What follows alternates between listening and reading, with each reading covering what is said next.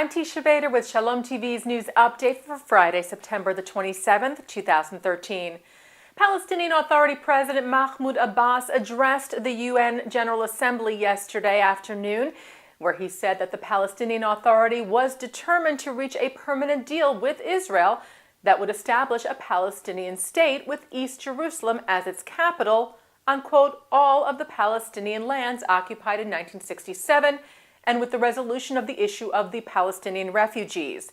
Abbas also seemed to express that a peace deal would lead to the recognition of the State of Israel by the Arab world. He said, let us envision another future that the children of Palestine and of Israel enjoy with peace and security, and where they can dream and realize their dreams, a future that allows Muslims, Christians, and Jews to freely reach places of worship, and a future in which Israel will gain the recognition of 57 Arab and Muslim countries, and where the states of Palestine and Israel will coexist in peace in order to realize each people's hopes for progress and prosperity. Abbas, though, also took the opportunity to lash out against Israel for ongoing building in the settlements and for its, quote, occupation. And in response to Abbas's speech at the UN, the American Jewish Committee expressed its hope that the Palestinian leader follows through with his commitment to the peace process. AJC Executive Director David Harris said today, let's hope this time Palestinian leaders will stay at the table and also will nurture in schools and media an atmosphere of peace among the Palestinian people that will be conducive to the worthy goal of a negotiated two-state solution. Harris added that Israel has been down this road with the Palestinians before and has tried to close a peace deal only to see it disappear because of the rejection by Palestinian leadership, noting the Palestinian rejection of peace proposals offered in 2000, 2001, and 2008. Harris further voiced disappointment that Abbas continued in his UN address to promote falsehoods about the conflict, which he said can only undermine the climate of peacemaking. Harris said to tell the UN General Assembly, indeed the world, that after the Oslo Accords were signed 20 years ago, the PLO, quote, firmly repudiated violence and affirmed a rejection of terrorism is simply not true. He said the history of the past 2 decades tragically is replete with countless acts of terror and thwarted acts of terror from both the West Bank and Gaza aimed at Israeli civilians and population centers. Harris said this is a stark reality that Abbas must confront and not seek to sweep away under the rug of revisionist history. And staying with the UN, Reuters reports that the U.S. and Russia agreed yesterday on a UN Security Council draft resolution that would demand that Syria give up its chemical weapons. However, it does not refer to a use of military force should Syria fail to comply. U.S. Ambassador to the UN Samantha Power said the deal legally obligated Syria to give up its chemical weapons, and the measure went to the full Security Council last night. A vote is expected at the UN tonight. 4 Palestinians were arrested in Jerusalem today, suspected of being involved in stone throwing at Israeli police. There were disturbances across Jerusalem. Israel police had limited entry to Jerusalem's Temple Mount for Muslim worshippers today in order to try and maintain the calm there.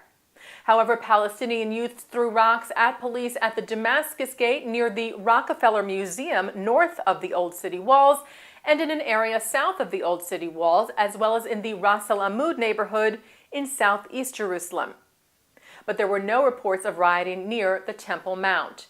1 police officer was lightly injured in the disturbances, and the arrests were made. Investigations are ongoing. The Anti-Defamation League reacted to Iranian President Hassan Rouhani's comments to CNN's Christiane Amanpour earlier this week, where Rouhani seemed to recognize that the Holocaust occurred, though he did not recognize the scope of the atrocities.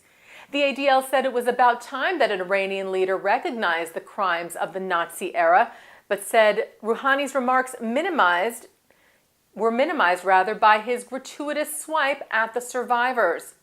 As we reported to you, Rouhani said that while the crimes committed by the Nazis against the Jews and non-Jews during World War II were condemnable, he said this did not justify usurping the land of another group and occupying it. ADL National Director Abe Foxman said Rouhani minimized the Holocaust by accusing the Jewish survivors of taking vengeance on the Palestinians. He said there is no moral equivalency between the slaughter of 6 million Jews and millions of other innocent men, women, and children in the Nazi gas chambers and the plight of the Palestinian people living in the West Bank and Gaza. The American Jewish Committee is once again warning against the Greek neo-Nazi party Golden Dawn for threatening the country's Jewish community. The party, which holds 18 seats in the Greek parliament, published an article on the party's website accusing the Central Board of Jewish Communities in Greece of, quote, orchestrating the recent anti-nationalist hysteria against Golden Dawn, telling them to stay out of Greece's affairs. AJC Executive Director David Harris said, imagine the sheer gall of this extremist party telling other Greeks that they have no place in public life, no right to speak their mind. Harris added the Jewish community will not be silenced or intimidated. And prosecutors in Germany charged a former Nazi guard yesterday as an accessory to murder. Charges were brought against 93-year-old Hans Lipschitz for his service with an SS guard unit at the Auschwitz death camp, possibly for up to 10,000 deaths at the camp.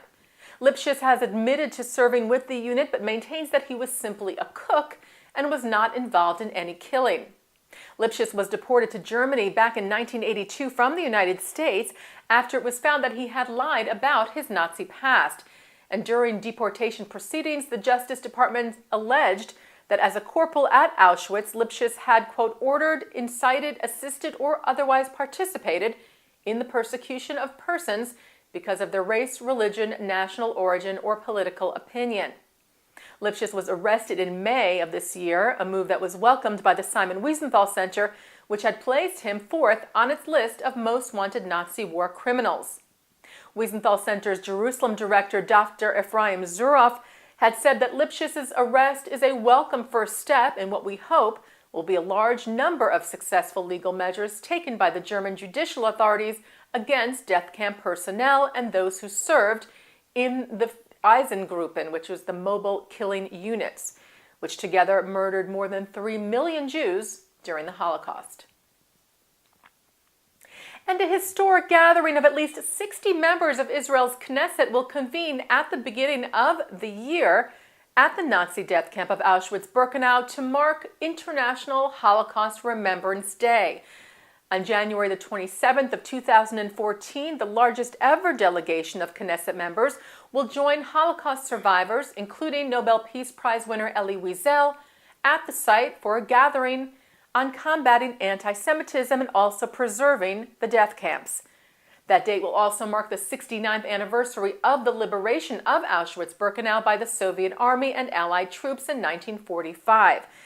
The organizer behind the project is Johnny Daniels, the Israeli founder and executive director of From the Depths, a nonprofit organization devoted to preserving the memory of the Holocaust and, quote, connecting the Jewish past with the Jewish future. Daniels said of the event, the symbolism of the majority of the Knesset coming and standing with the survivors in a place in which 69 years ago they didn't imagine they'd live another day is so strong, Daniels stated. They'll stand in Auschwitz-Birkenau with the government of the Jewish people and generals of the Jewish army and leaders of Jewish youth organizations, adding there's no stronger way to stand. And tonight on Shalom TV, you can catch new Jewish cinema at 10:30 with Margaret von Trotta, the German director of the film Hannah Arendt, about the German Jewish philosopher and political theorist. It's hosted by Judy Gelman-Myers of Hadassah Magazine from the Film Forum in New York City. Plus, of course, Shabbat services live from Central Synagogue coming up this evening at 6 p.m. And that's here on Shalom TV and shalomtv.com. That's Shalom TV's news update for Friday, September the 27th, 2013. I'm Teisha Bader. Shabbat Shalom.